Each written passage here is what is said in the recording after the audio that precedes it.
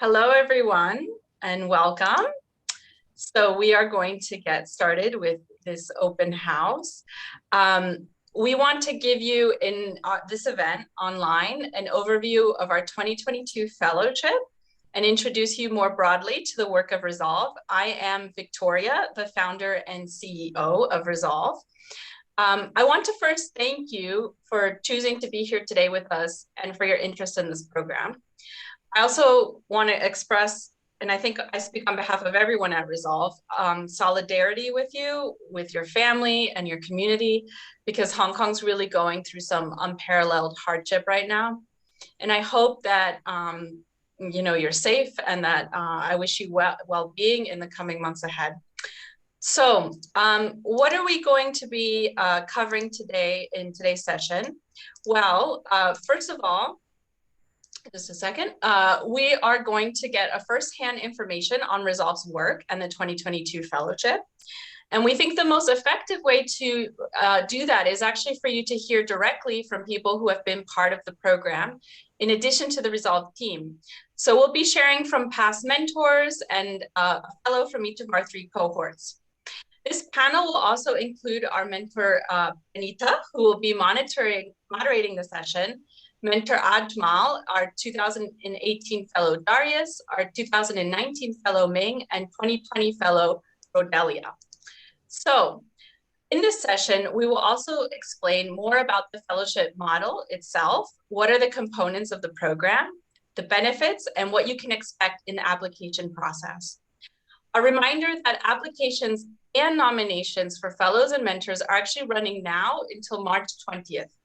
We hope that this can be an opportunity for you to ask us questions today that you might have as well when you're considering to apply. Lastly, this is a chance for you to connect with the Resolve community, to learn more about our work and see how you can get involved or support our mission. In addition to the guest speakers and myself, you'll also hear from our program director, Phoebe, our senior program officer, Suki, and our head of marketing and fundraising, Angie.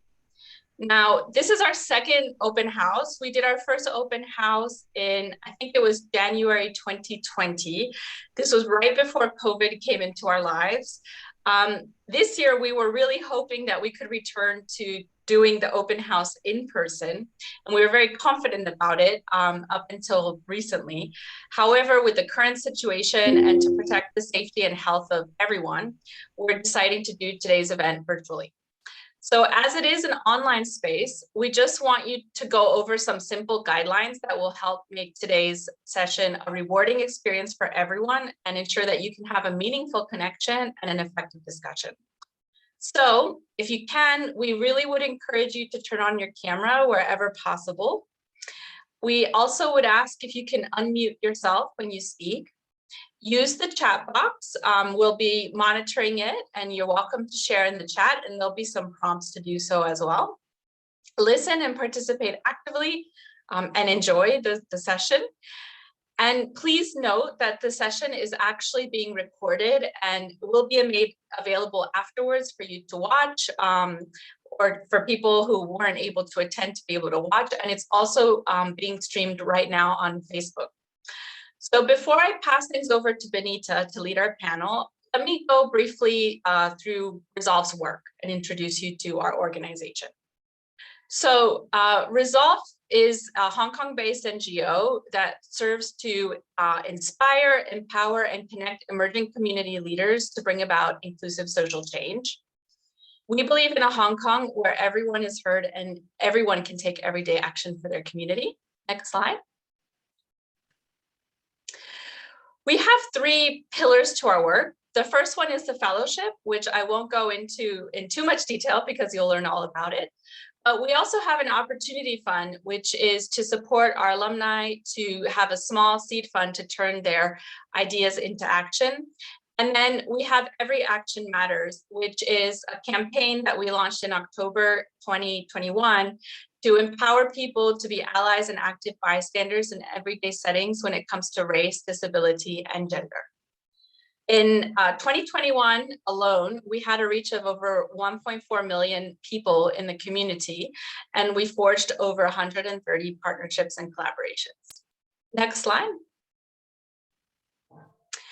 So the fellowship program, I want to tell you a little bit more about the rationale behind the themes.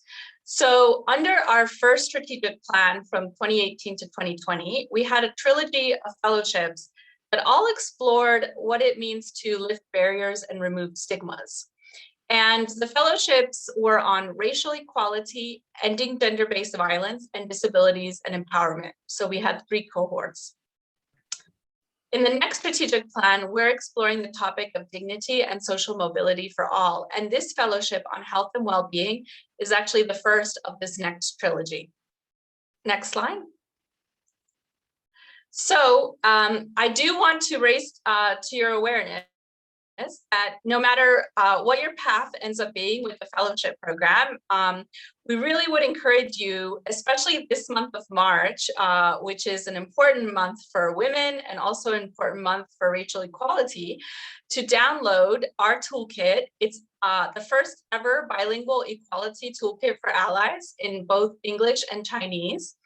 It's a free resource, and it's something that I think can help you, especially during these times, on how you can be an active bystander. So I'm putting the QR code here for you to refer to that later. So let's go back to the fellowship. As you know, this year's theme is on well-being reimagined, inclusive and accessible health for all.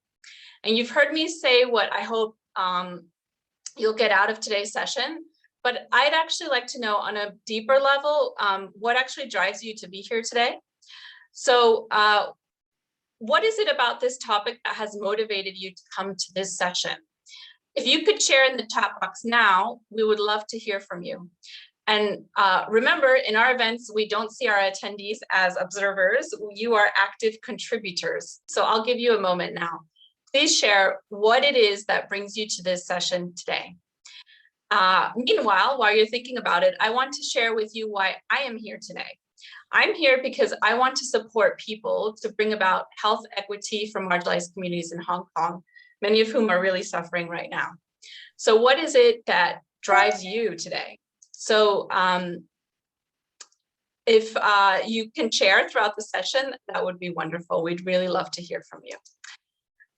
So with that, I will pass it over to Benita to tell us more about our panel session. Thank you. Thank you, Victoria. So I'm Benita. I'm founder and CEO of Encompass Hong Kong, doing sustainable development goals and also diversity and inclusion work. I think there's a slide about me if you can go there. Yeah, I've been working with a disabled, differently able community in Outbound when I first started my career. Since then, I've been doing LGBT advocacy with Idaho and everything. So I'm very proud to be a mentor in 2019. I think it was a very rewarding experience, and I've since then joined a few mentorship, and I would say Resolve mentorship and the program is very structured, very organized. So I'm very glad to be the moderator today and introducing you to our amazing panel. So now I'll pass the time to Ashma, which will introduce himself and also his social justice work. So Ashma, please. Thank you. Thank you very much, Bonita. I'm Ashmal Samuel. I'm a Hong Kong-based businessman and entrepreneur, and also a national level athlete. I compete for Hong Kong for rowing, but at the same time, just to give you a little bit of insight, I'm also somebody who is in a wheelchair. I'm a disabled person, and having all of these things as an asset for me, I also am very much involved in social activism, especially for disabled rights and for especially in the areas of accessible well-being, which we are going to be talking today. And I've lobbied a lot of different causes in this respect, especially some of the obvious ones would be, for example, including disabled people in the Standard Chartered Marathon, and something similar where bringing the disabled people and giving them access to sports, or giving them access to actually being part of the society in terms of sports. So this is some of the things I do. I am also a founder of something new which I've started, which is Ashmal Samuel Foundation. Again, the whole idea for that is accessible well-being. Thank you, Bonita. Thank you, Ashma. And now let's go to Rodelia. I know she is doing a lot of work on the migrant domestic worker space. So Rodelia, please. Good evening, everyone. My name is Rodelia M. Pedro, Resolve Fellow 2020. I am a domestic worker from Philippines and working here in Hong Kong for 19 years. And serving the community is one of my commitments. My current project with the Resolve Foundation from their Opportunity Fund is the training for migrant workers for taking care of persons with disability. This training can give more understanding to the migrant workers about PWDs and can give a smooth relationship between the family and the domestic workers. Thank you so much. Thank you, Rodelia. And now let's go to Ming, which has a very interesting profile about her work in the transgender space. Okay, hi everyone, I'm Ming. I'm the fellow of the 2019, and I'm a transgender female now studying medicine in the Chinese University of Hong Kong.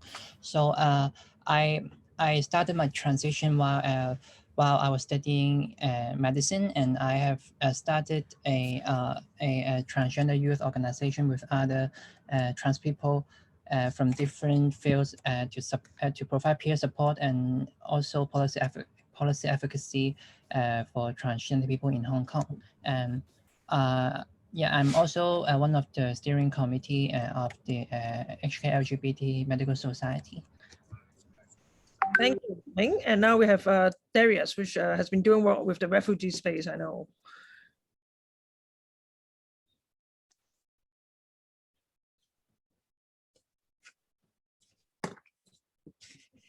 Hello, Darius, you might need to unmute yourself.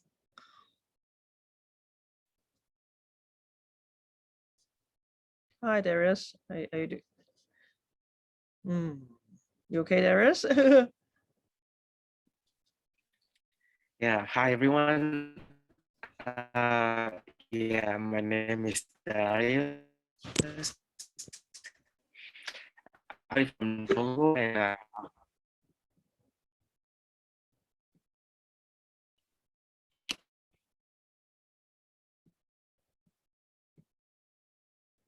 I think Darius might have some technical connection problem, it seems. can you hear me? Okay. Hello? Yep. Please continue, Darius. Can everybody hear me now? No. Yes. Yes, thank you, Darius. Hello? Yes. Oh.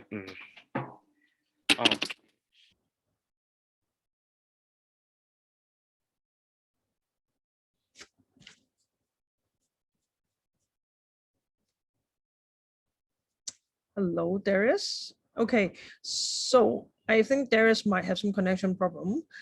In the interest of time, maybe I will start with the second question and come back to Darius. So I would like to ask maybe Rodelia and Ming first. Why did you join the Resolve program, and what inspired you to join, and how has this program impact you, since you both have done a lot in your respective space?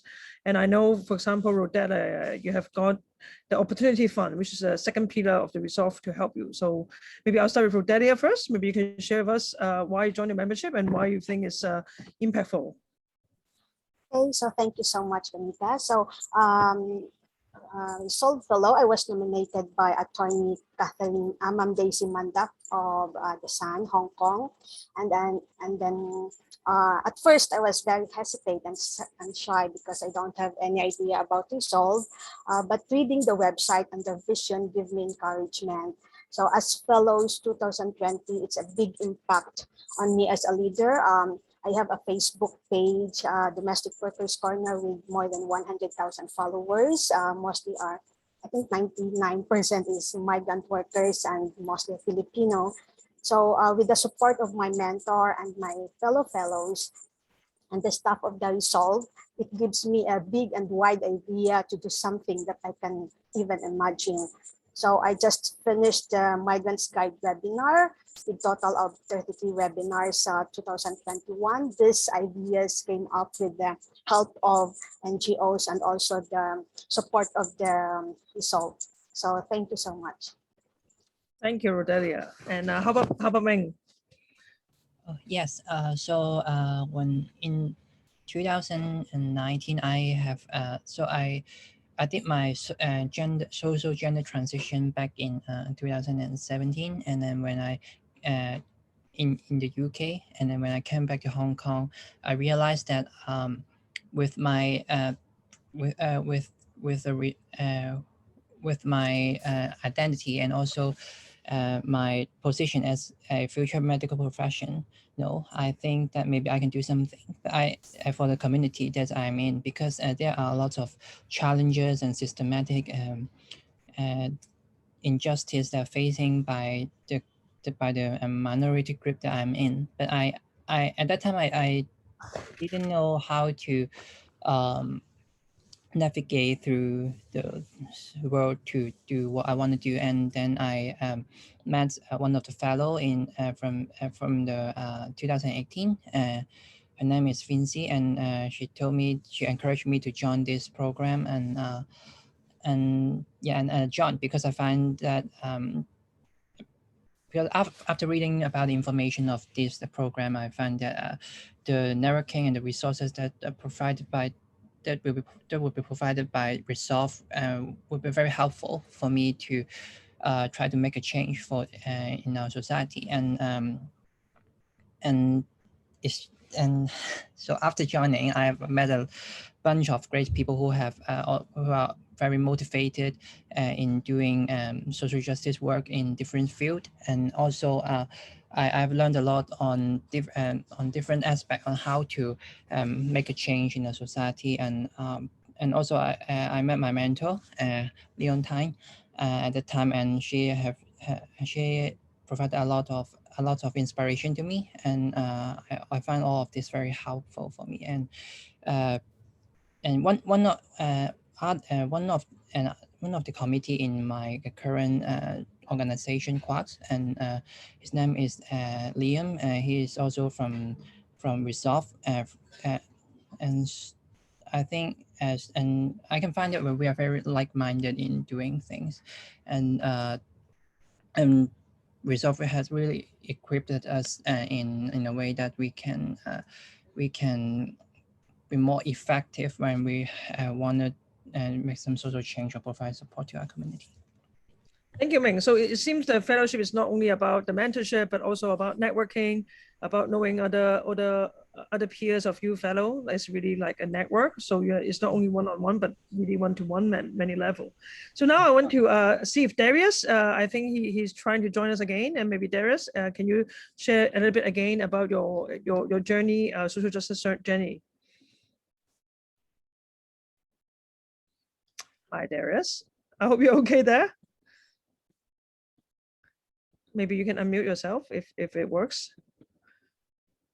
Okay. I think he needed a moment. So let's wait for Darius. So maybe I'll now go back to Ashma. So I know you have been doing a lot of work in disability and empowerment. Oh, hi. Is this Ashma? Oh, sorry, is this Darius? Yes, I'm trying. You have a little bit of an echo. You might need to adjust your audio a little bit. Can you try again? I'm actually using both sides of my phone and computer. Can you hear me? I think you should only use the phone or the computer, because it's multiple audio right now. It's a bit hard to hear you. Okay. Just okay. Sorry. Let's give a moment to. Can you hear me? Yes. Yes. Now it's okay. So we're waiting for you to share your journey with us, Darius.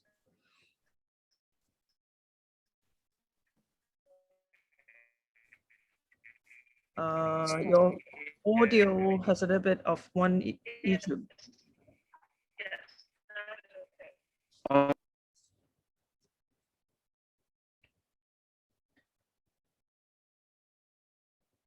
Okay, maybe Darius. Okay, maybe let's go to Ashma first. I know you have been doing a lot in the disability space, fundraising, and also doing advocacy. Why do you think it's helpful? I know there are some potential mentors here, not only fellows, but mentors. What do you gain as a mentor, and how do you find this program? Okay, thank you very much, Vanita. actually, from my perspective and my point of view, it's very important to have some sort of a platform available for many young people, and also for, especially in my case, in terms of people with disabilities, and providing them some sort of a place to go to where they can leverage those resources, and which can bring them to the next level. And in terms of being a mentor, of course, the whole idea is to bring my experiences to that platform, my experiences to the table, and also providing some sort of a bridge in which people on one side, they are coming in as fellows who want to gain something, who want to have access to all the experience, maybe which some of it has been acquired by me or through people like me, and how to actually give out to the society and to these people to empower them. And I think this is where I see Resolve playing a very important role, and whereby being that bridge and providing that platform for the end users and also for the mentors, because people who are specifically in my situation, we have done a lot of fighting on our own. We have done a lot of going out and doing things on our own. But at the same time, it comes to a point that we start looking, okay, how can I actually share what I've been doing with people downstream, who are looking forward to some sort of experience. But sometimes it's difficult, and that's where I think it's very relevant, whereby organizations like Resolve come into play, whereby they have those fellows who are looking, and sort of a matchmaking happens, and at the end, there are people who can gain something out of all of this. And what would, if I ask maybe one or two adjective, what's the unique point of the Resolve Fellowship? How will you say it? I think as I said during my narrative, it's the importance is the platform itself. The importance is matchmaking. The importance is enablement and empowerment for both sides. Just enabling the fellows and empowering them with all sort of skill set which maybe they do not have, to go out and participate and to become the get involved with social activism, or the things which they have been looking forward to. I think these are some of the things which are important. Thank you, Ashma.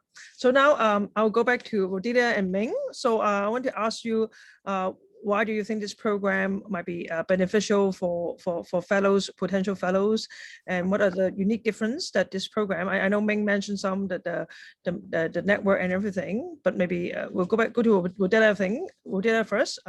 Why do you think one should be engaged in a fellow? I think the different and the important impact that's unique in the Resolve Fellows is that as part of the training, we have a 5-year goal. So it's out of my imagination that, what is my goal as a domestic worker, as a leader in 5 years. So as I have many asking assistants, there are many asking assistants because they have problems how to take care with person with disability. So this is something quite hard to comfort those domestic workers who are taking care of PWD, because it's something like you need to learn, you need to get some ideas, the history of the PWD, and we need to understand them so that we have a good relationship.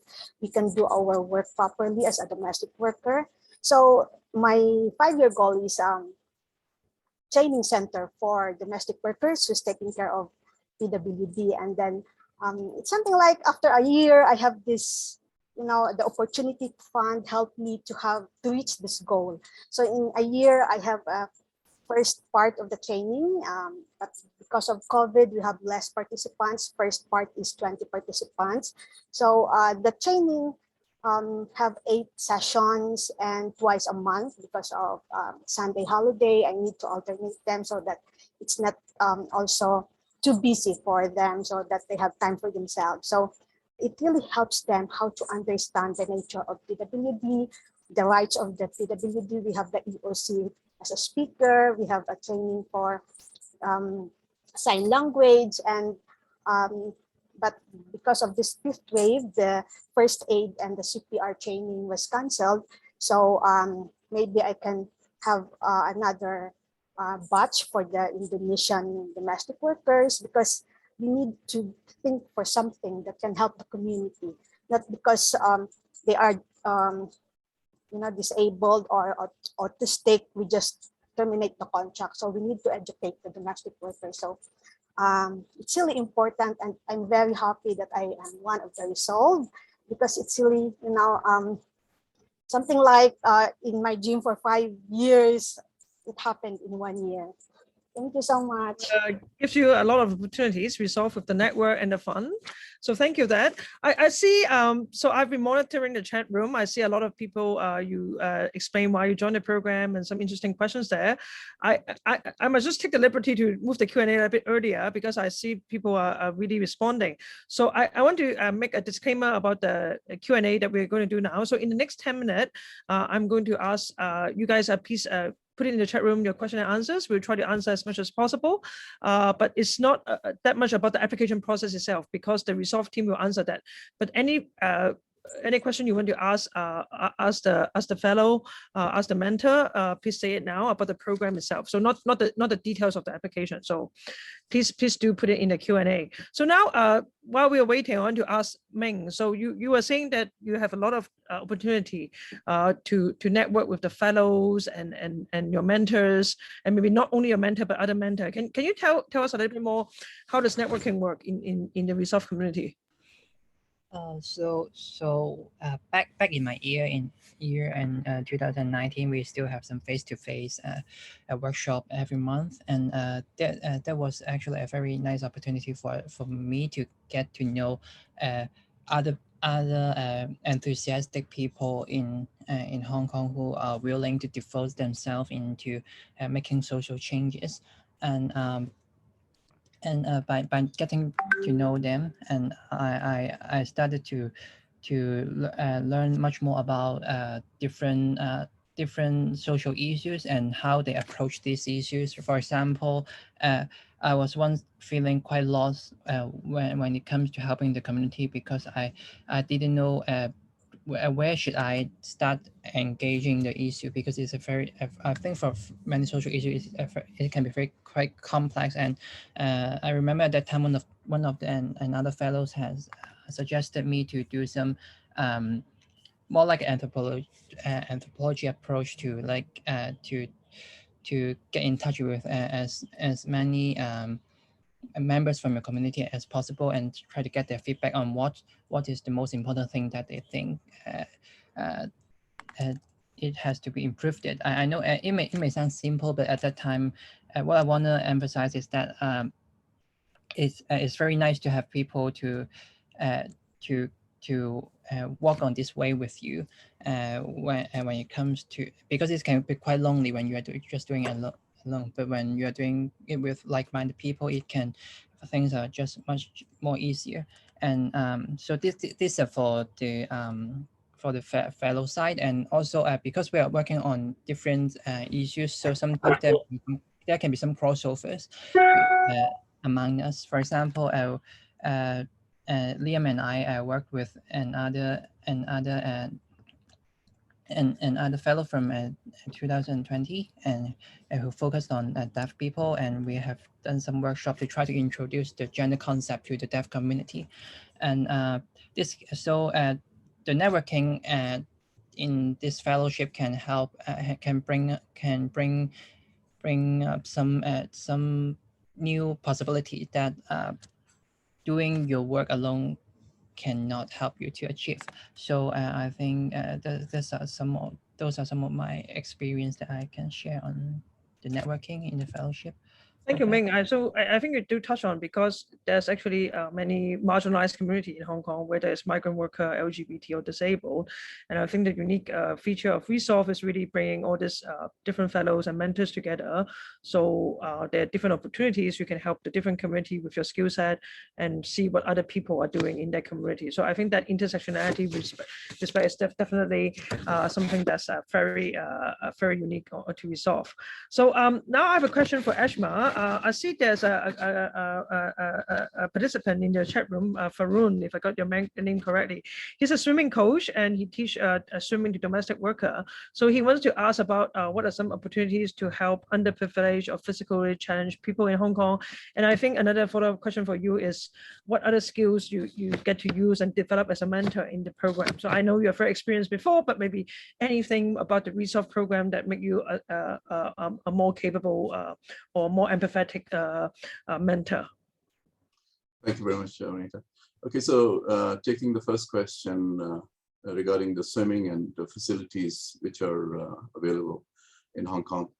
So actually, in Hong Kong, as everybody might realize and think about it, there's a lot available, but a lot of it is hidden.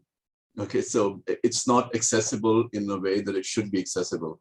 But if you look at the national team in Hong Kong for swimming, you will see there's a proper Paralympic team. Disabled athletes go and represent Hong Kong. But at the same time, when it comes to passing on this skill set or passing on and making it accessible to the grassroots, it's there, but you really need to look for it. So actually, I can share with you that there are proper qualified coaches available in Hong Kong for swimming for this needy, special need people. And there are organizations which look into it as well. So if you want, I can actually help to line up these organizations for you or these individuals for you. Now going to the second particular question which you asked about, what are the skill set or what are the things which I can bring to resolve or bring to my mentorship. So actually, I've had this experience in 2019 when I was the mentor, and in my case, of course, it's all about identifying the needs of that particular individual. In my case, the needs were, and also bringing some of the expertise and skill set from my side to that particular individual. As I mentioned earlier on, it's about bridging that gap and bringing in what I can offer and what the particular individual or individuals are looking for. So in my case, it was more to do with figuring out how to sort of a project management, time management, project management, and looking at opportunities, opportunity management. I think these are the three things which I was focused on. And literally, I can share with you, I come from a corporate world, okay? So it almost went down to executing some of the things with my individual fellow about how to look at the whole project, issues which that particular individual was looking at as a project, and how to actually take it on as a project and come up with a proper project plan, and then start executing it as a project plan. And that helped that particular individual for many things, because suddenly things were under control, and there were flags everywhere that this is not going to go in the right way, this is going to go in the right way, etc. Whatever comes as a typical project management thing. And also this is one thing, and then at the same time, the next thing which we looked at was time management, and of course this is directly tied up with project management. And then the next thing what we were looking at was opportunity management. These are the three things which I looked at. How are the opportunities being availed to an individual, and that particular individual, how is that individual making assessments about the opportunities and saying, okay, this is something I need to look at to go for it, or this is something maybe I need to put on hold. Because many times what happens is people get inundated by opportunities. Sometimes it's a negative thing, because then you don't know what to take and what not to take. And then we tend to take on everything on board and we fail. So these are some of the things which in my particular case in 2019, when I was working with one of the fellow, these are three things which I looked at, and as far as I can remember. And I think these are things which I felt important at that particular time. And I think this is something if others can also in future be looking at. Bonita? Thank you, Ashma. I just share very quickly about the mentorship journey. I I really enjoyed the logbook that the Resolve community the fellowship create. So you have a very key check-in with your mentee and make sure everybody have some key learning or key takeaways from each meeting. And the Resolve team also did a very good job in checking in with both mentor and mentor through the process. So you're not leave alone, but you are guided as well. So right now there are four more questions actually from the audience, and let me try to address them. So the first two questions I think is all this question I think is for the Resolve program team. So the first question, easy question, is do the workshops happen on weekday or weekend, and what would be included in the workshop? The second question, which more about the fellowship nomination. So I think we have some potential fellow applicants here, and they ask, is it important to, because I think a lot, Ming and Rodella already do so much. So they are wondering, do they actually need to do some sort of event already or initiative before the application, or especially because this new fellowship is on wellness, will they already need to have understanding of Hong Kong public health system? So I think over to you, Resolve program team.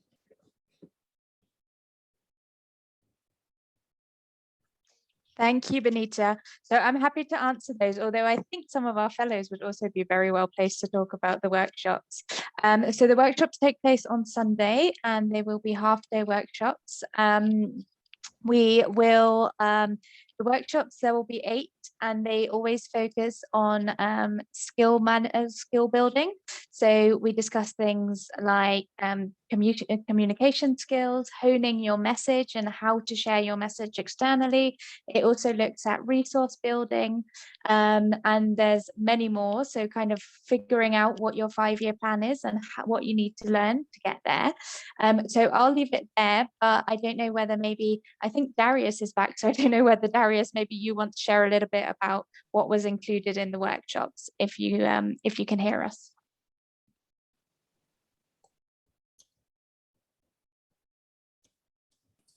Yes, I can hear you now. Can you hear me? Yes, perfect, Darius, we can hear you. Okay, yes, please. So can you phrase the question again, please? Sure. So the questions were about what's included in the workshops. So maybe you could just give a little bit of a summary of what the workshops are like as a fellow. All right. So maybe just a quick thing that I can say, and is that the workshop also help us actually to get to know ourselves better. And this is something that I have actually discovered, throughout the sessions that we had, during that first cohort that I was part of. So knowing yourself better and then seeing how you can take your, project strategically based on your own personal strengths, and then what you're good at, what you're not good at, and what you should do when and what you should not do. So it's just help us a little bit to manage our own expectation when we take up things that we want to do, and then knowing our own limitations as well in the process. So knowing maybe what to give up for others to do, so that you can focus on what is much more relevant within your own personal strength. So it's a little bit about that as well, apart from all of the other things that some others mentioned already regarding what is, involved in the workshops. Yeah. Thank you, Darius. Thank you, Phoebe. So the second question is about how much knowledge do the potential applicants would need to have on the Hong Kong public health system, or do they need to have some sort of initiative? Like what sort of profile you're looking for, I guess?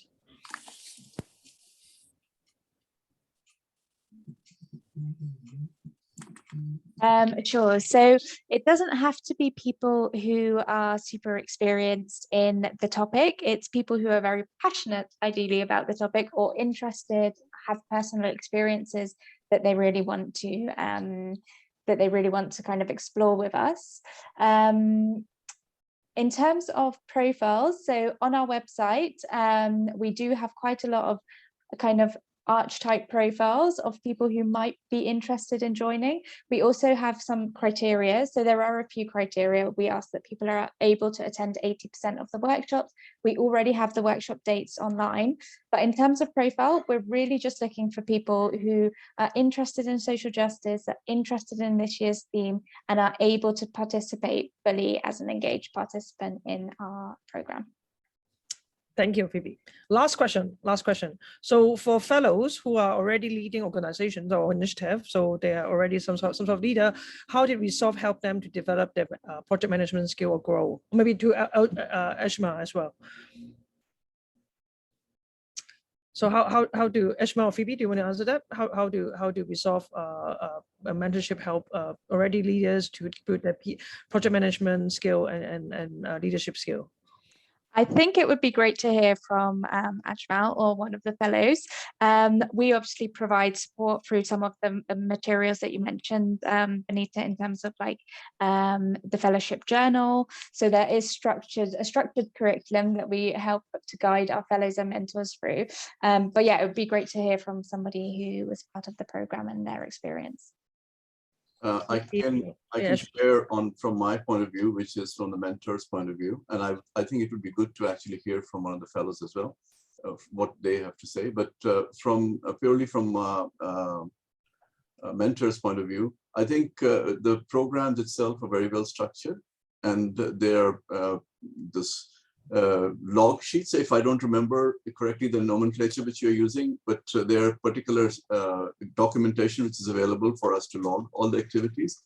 And at the same time, in my case, as I mentioned earlier, when I did an assessment with my particular mentee, there was a requirement for exactly what you said, Juanito, about project management, etc. So I took my own approach, which is coming from a corporate world. It was an approach to implement the project management thing. So it involved moreover a little bit independent view of how was I helping and executing the project management part, but it played in very well with some of the resources which are available from Resolve in terms of logging things and in terms of the documentation, etc. I remember it's 2019, so it's 2022. It's a long time now.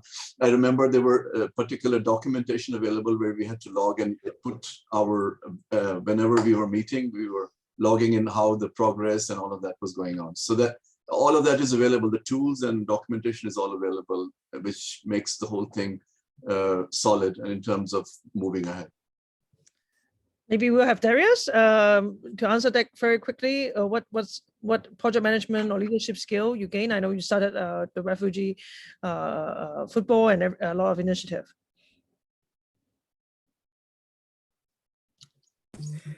Yes, I've started a few things actually after joining the fellowship, it's first, the point is that it actually opened up, a much more broader perspective for me to see how I can, embrace things and then also manage my own personal expectations in everything that I do. So like, I also learned to network, and that actually led me into some of those projects that I'm doing within the refugee community, and also things that I've been able to achieve, in the much more regional level, within the refugee communities. I was able to know how to communicate actually with different, members of my community, and also learn to accept certain kind of differences we have, and also look at the bigger picture of what we want to achieve together as a group and as a community. So like in Hong Kong, for example, I've been able to talk to some of those members of my refugee community to, deal and to manage a project together, which is still, a work in progress. But at least right now, we are quite proud that we've been, connecting with different members of our community, even though it is not easy for this type of work to be done by refugees themselves. So apart from that, internationally, I also was able to actually have some impact, within the refugee communities generally. And that actually gave me another perspective on how I could, leverage every single opportunities to connect with different individuals and make a significant change. So the fellowship itself give us a lot of other opportunities and other gates opens, and it's maybe depends on the field that you work in, but the point is that every single aspect of the fellowship actually help you to actually see a much more better perspective of the work that you want to do, and also see in what angle you can position yourself so you can achieve better results. Thank you. So what I want to share, yeah. Thank you, Darius. That's a lovely sharing. Thank you, Ashma. So I'm aware of time. So thank you for all the mentor fellows who shared today. I know there are some unanswered questions still. Please do email fellowship2020@resolvehk.com. I think also after today we will email you a summary about the FAQ, the Q&A you answer. So to answer all your burning questions. So with that, now I'm passed to Suki, Resolve Senior Program Officer, and Phoebe, Program Director, who are going to talk about the application process. So over to you, Phoebe and Suki. Thank you. Thank you so much, Belinda, and also other mentors and also the alumni for the sharing. So after listening to the sharing of our mentors and alumni, I bet you are already feeling so excited to be part of the fellowship program and have a lot of questions regarding the application process. But don't worry, we are going to give you all the information needed. So for those of you who have already applied for the fellowship, I would like to say congratulations first, because you are one step ahead. But on the other hand, if you haven't submitted the application or are still under consideration, this part will give you more ideas and possibly motivation to apply now. So just don't forget to submit before the deadline. Oh. So talking about deadlines, let's talk more about the important days. We kick off the application and nomination on 17th of February already, and you are welcome to scan the QR code over here on the screen to go to our application pages. You may find two deadlines over here. The first one is for the nomination with the deadline by 13th of March, in which I will further explain later. And the other one would be the application deadlines for both fellows and mentors, which is by 20th of March. In mid-April, we will conduct the interviews for shortlisted candidates and make an official announcement at the beginning of May. So I will now talk more on the application and nomination process. So for fellow applications, as mentioned, you will have the time period from 17th of February until 20th of March to finish and submit the application form online. Regarding the application form, you will have 5 key sections listed here, as you can see, and Phoebe will talk further on how to make your application stand out. So after submitting the form, we will send you an email to confirm receiving your application. Interview for shortlisted candidates and offer announcement will follow in April and beginning of May, as I mentioned. And for all the announcement of the results, we will do it via email.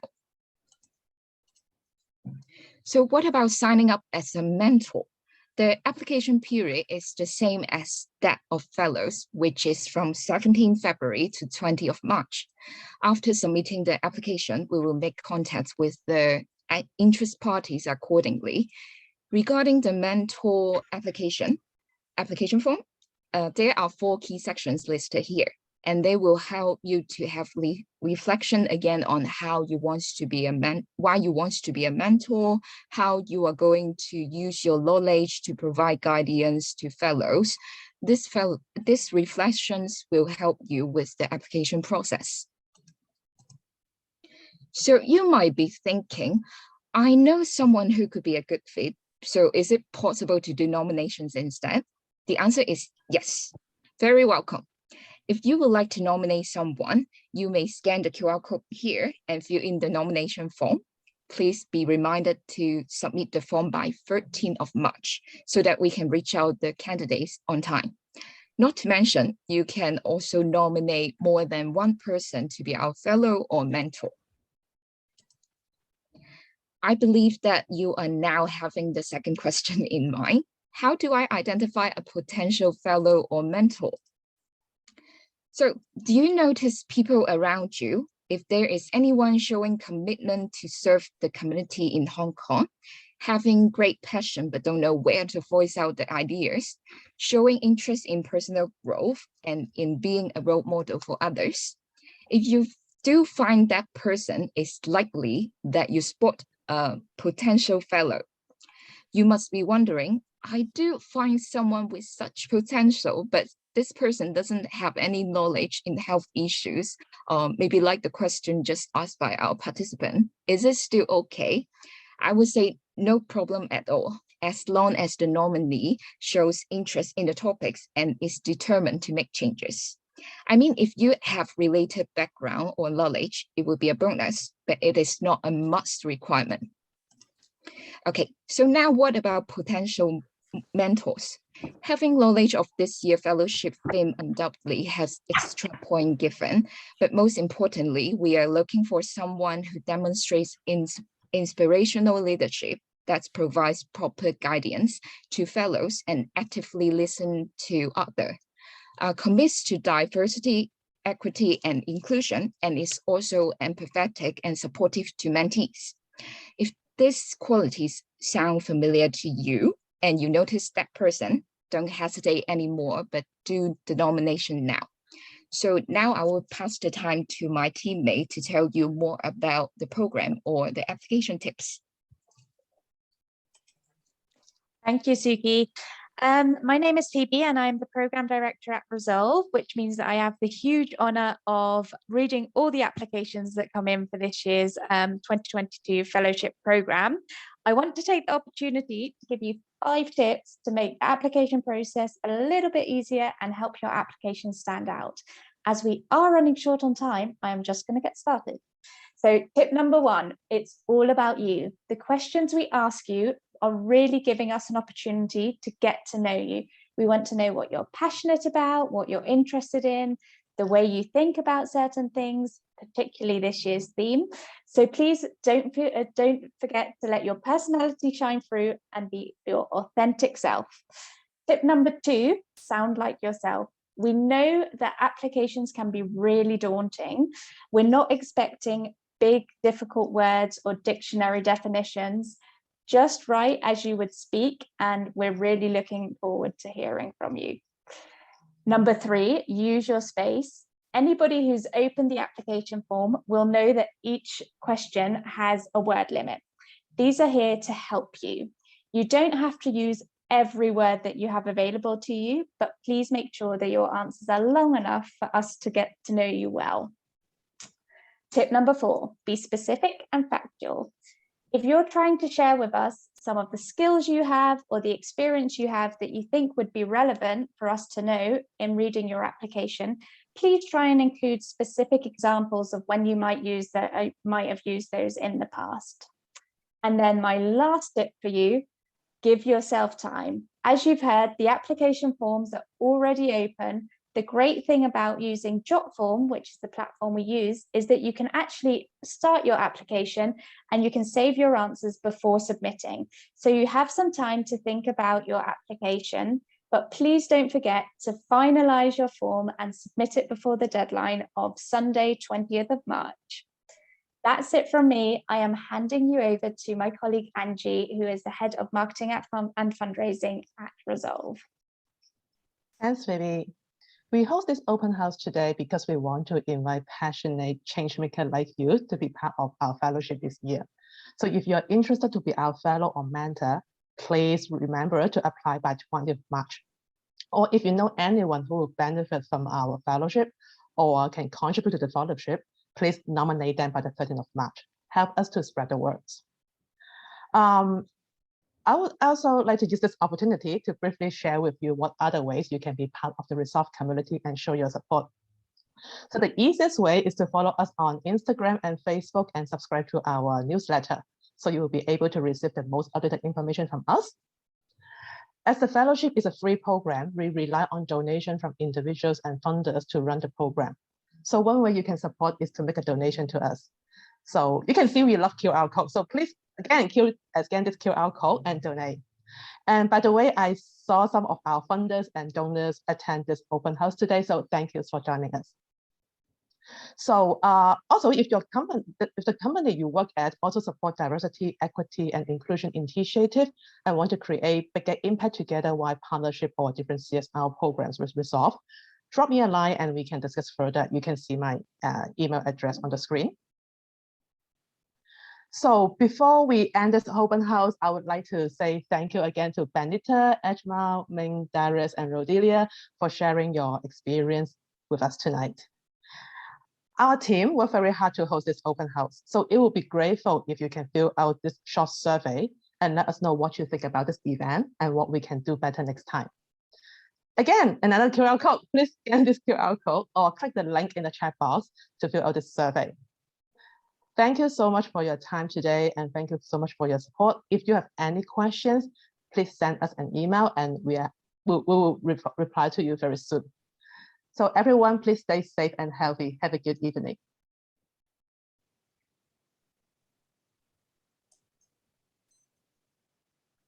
Thank you.